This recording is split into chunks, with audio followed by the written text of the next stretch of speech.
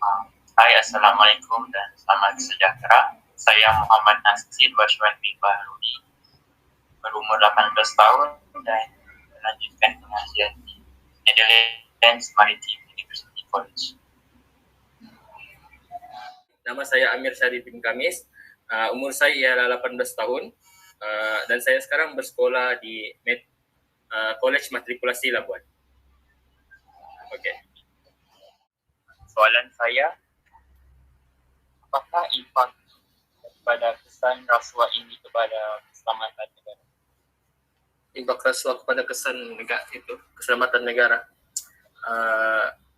Bagi saya, rasuah ni sangat mendatangkan impak yang buruk, terutama daripada segi pembangunan, mungkin daripada orang-orang yang tidak bertanggungjawab dengan mengambil suapan itu, mereka boleh mereka menyebabkan orang yang di bawah-bawah mereka tu menjadi lebih memudaratkan lah. Contoh yang kes jambatan kayu tu, kita boleh ambil contoh daripada itulah.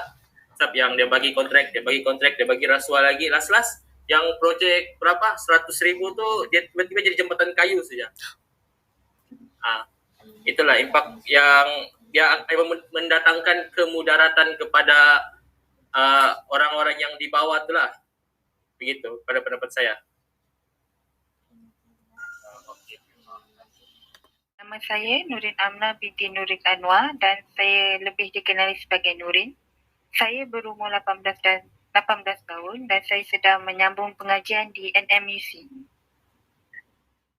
Hai, nama saya Wan Muhammad Syukri bin Wan Muhammad Yusri, berusia 18 tahun dan sekarang saya tengah melanjutkan pengajian dekat College Matrikulasi Labuan. Nyatakan 2 cara untuk mengelakkan diri daripada melakukan rasuah. 2 cara mengelakkan diri dari melakukan rasuah. Okey, first sekali, kalau nak mengelakkan diri dari membuat perbuatan rasuah, first sekali kita kena ada semangat, kena amanah. Amanah sebab itu semua datang dari diri sendirilah. Dia kadang-kadang orang takkan tahu kau tu buat rasuah ke tak. Jadi dia bergantung dengan individu masing-masing lah. Dia tengok orang tu jujur atau tak. Okay. So cara nak elakkan biasanya kita akan lebih belajar tentang macam yang saudara Amir tadi sebut, kesan-kesan rasuah lah. Okay. Jadi kita tahu impak dari rasuah ni dia bukan kepada seorang individu saja. Dia akan impaknya besar. Okay. Jadi bukan satu orang saja yang kena, dia boleh jadi sebuah masyarakat, kadang-kadang juga boleh efek sebuah negara. Contohnya yang macam seperti kes rasuah yang dulu popular waktu zaman politik lah. Kita tahu yang skim 1MDB semua tu dia sangat efek bukan sahaja seorang individu, dia sebuah negara terus. Jadi itulah dia kena amanah, dia kena jujur, dia kena sedar yang impact tu bukan dia seorang saja yang kena. Itu pandangan saya lah berdasarkan kesan-kesan dari rasuah ni. Cara menghindari diri daripada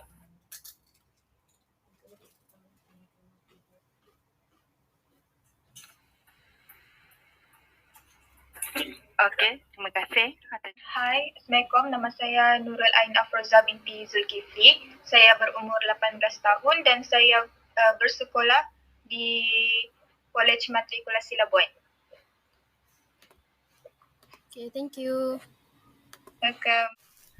Pada pendapat anda, seberapa terukah impak gejala rasuah kepada keadaan ekonomi negara? Seberapa teruk impak rasuah kepada ekonomi negara? Okey. Pada pendapat saya, rasuah ni dia memberi impak yang besar kepada ekonomi negara. Rasuah ni boleh menyebabkan inflasi dalam sesebuah negara tu. Jadi bila inflasi berlaku, tentulah rakyat akan menjadi lebih susah kan, sebab barang-barang semua meningkat naik. Jadi orang-orang yang tidak mempunyai apa orang bilang tidak mempunyai pendapatan yang tinggi, diorang akan menjadi lebih susah untuk berurus niaga, memandangkan mereka tidak mampu membeli barang-barang kan, produk-produk yang berjualan tu. Jadi itulah, dia memberi impak yang besar kepada ekonomi negara sebab menyebabkan inflasi berlaku.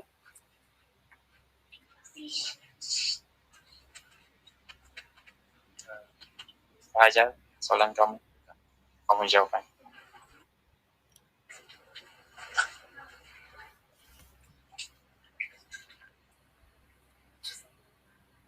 Oke, sudah kan?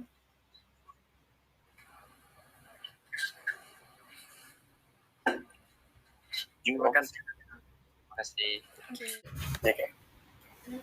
Hai, nama saya Alfred Meiji dan saya berumur 20 tahun dan saya menyambungkan pengajian saya di NMUC, Netherlands Maritime College.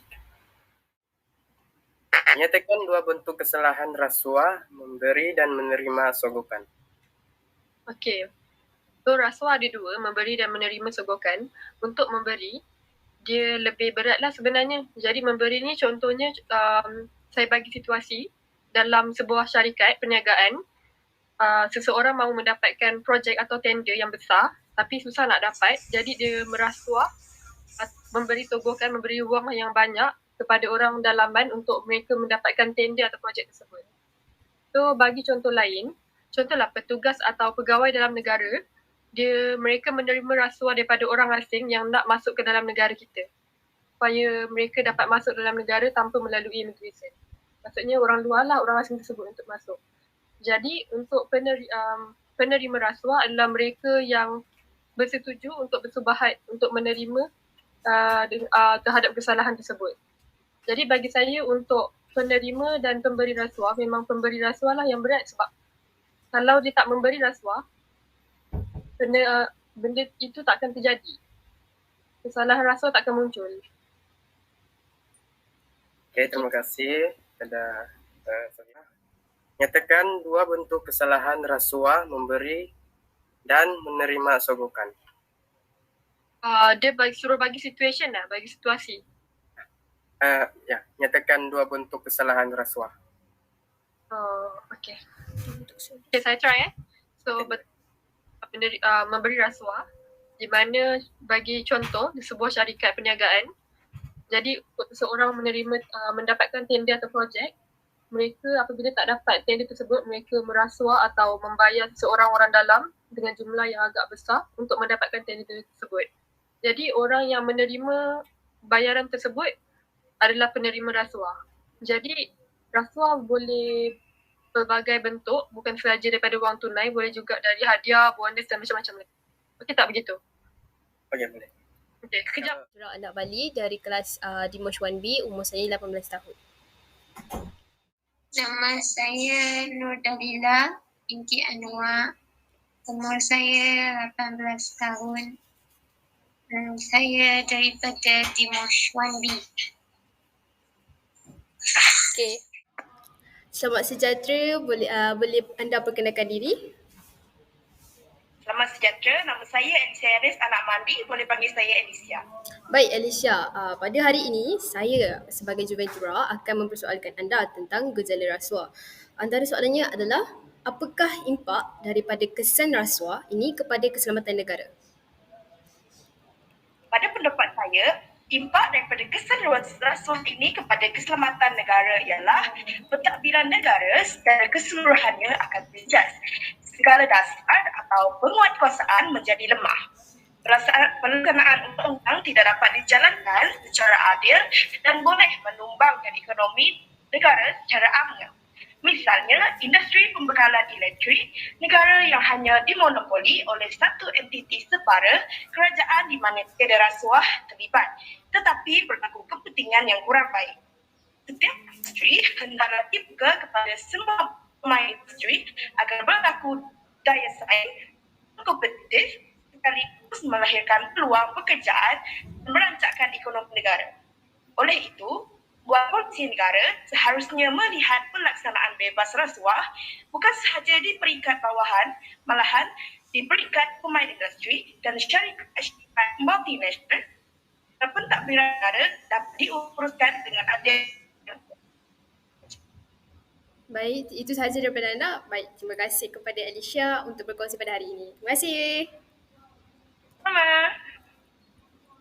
Soalan saya, bagaimanakah cara untuk membanteras gejala rasuah dalam negara Malaysia?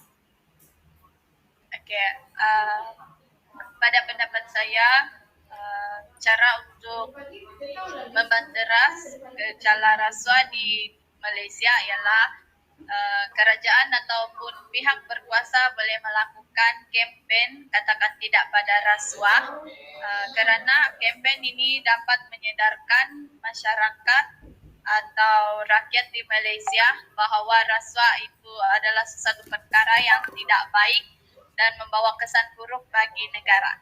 Okey, itu saja dari saya. Terima kasih. Terima kasih.